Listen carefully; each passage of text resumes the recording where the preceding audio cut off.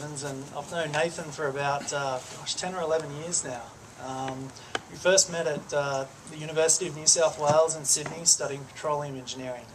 After that, Nathan went off to Dubai and then Alaska, and we ended up in Houston 2 or 3 years ago, both of us working there in the oil industry.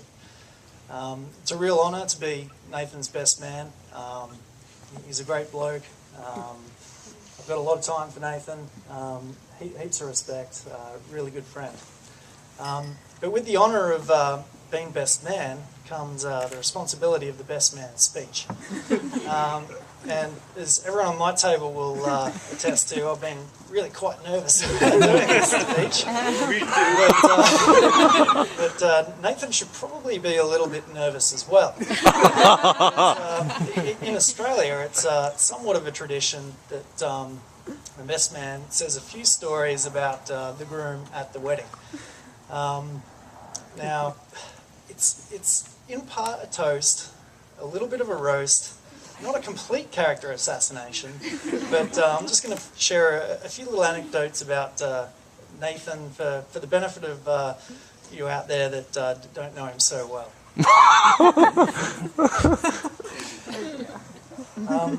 So over the years, I've got to know Nathan really quite well. And there's a few points that I'll cover. The golf you've heard about, Nathan's a huge golf fan. He's also into the rowing. Nathan likes to have a good time.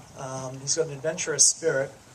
But know Nathan for long enough and hang around, you'll also learn to expect the unexpected.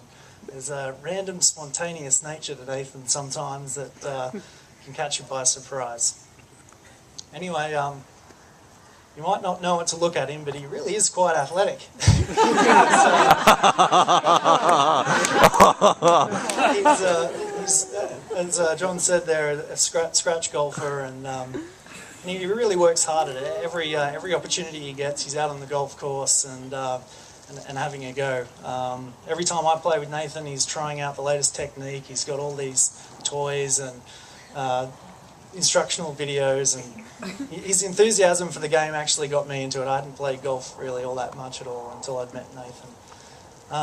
Rowing is the other big sport that Nathan's into, and it's not the kind of rowing where you're out on a flat lake just cruising around. Nathan grew up right near the beach, and it's rowing surf boats. So you go out through the surf, round a buoy or a buoy, whatever you call it here, and come back in. Now, the attire that these competitors wear is, well, not always flattering. They pretty much wear the get-up of lifesavers or lifeguards. So it's just the Speedos, swimming trunks, no board shorts allowed, just the budgie smuggler or banana hammock. Anyway, I'll get back to that in a minute. Nathan, he's outgoing and he knows how to have a good time. Gone out drinking with Nathan countless times. But, well, he doesn't really hold his liquor all that well. A couple of beers and that's about it.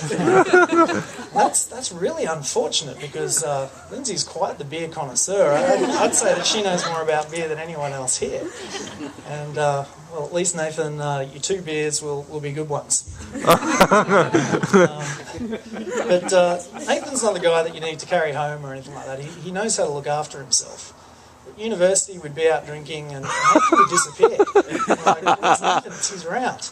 And sometimes he'd be out chasing some girls, but with limited success, I might add. Other times, he'd just vanish. And a little while later, he'd return, and his face would always be wet, and his hair, and he'd come back somewhat refreshed. So I'm guessing it doesn't take too long to sober up after only 2 beers. But when he does get stuck into more, Nathan has a habit of, well, getting his kid off. The inner rower, so kid is clothes. So the inner rower within Nathan comes out. And on more than one occasion, he's been seen running around in just the budgie smugglers. Nathan's got quite the adventurous spirit as well. He's He's always keen to try something new. He's been all over the world with his work, and plenty of road trips. He's just done one this past week to the Grand Canyon. When he was living in Alaska, my wife and I went and visited him up there, and we did some sightseeing, went deep sea fishing. Nathan spent most of the time throwing up over the side. But we really saw some sights, and one time we went and visited a glacier, and a few of you have heard this story before, but I'm going to repeat it anyway. So we went hiking up to the glacier, and that was great, but we're all keen to see some wildlife up in Alaska, and everyone knows what that means. It's bears. So we kept on walking and came across some signs. Bears here, caution, do not proceed without taking all the right precautions. We signed in the logbook and off we went.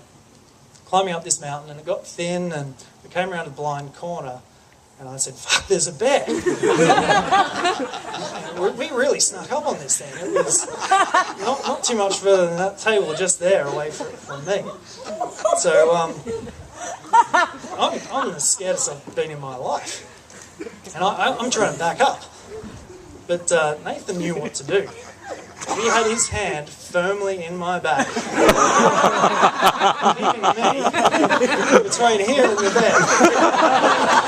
Now, if it came down to it, I'm sure Nathan would have fed me to that damn bed. Then there's Nathan's spontaneous and random side. You often find yourself asking, the hell was he thinking? So my wife and I got engaged, and my wife's parents were kind enough to host the engagement party.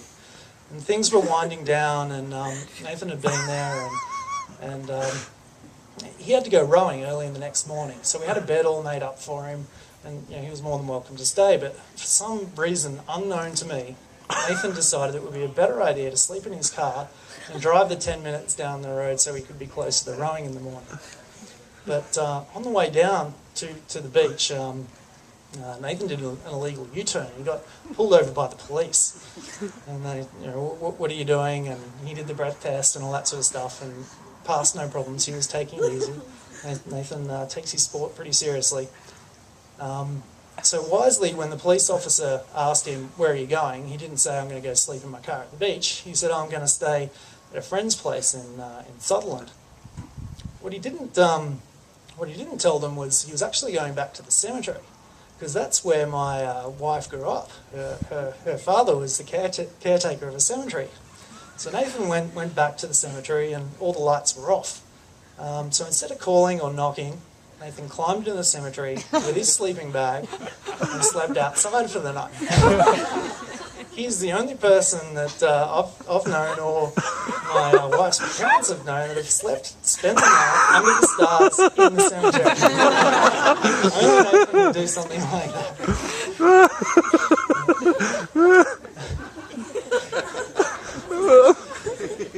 Still shaking my head over that one.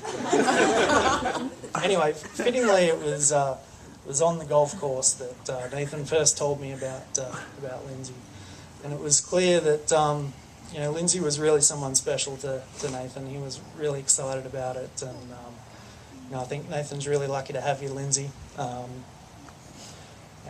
sort of, I've seen their relationship grow, and they're a great couple. Nathan's more relaxed and he's at ease whenever he's with Lindsay.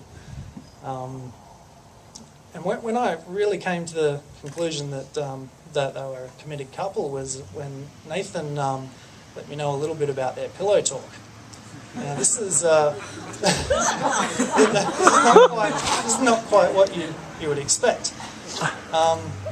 So to get Nathan to relax, Lindsay read pretty much the whole Harry Potter series, cover to cover, to Nathan. I tell you what, my wife would do that for me. That's amazing. It's like 5 books, 8 hours, and 7 books, 8 hours, I guess, a book. That's a lot of reading. And the only condition was Nathan just had to stay awake while Lindsay was doing reading. So that's amazing.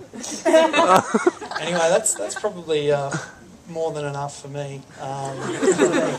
I'd just like to wish Nathan and Lindsay all the best for the future, and may all your dreams come true.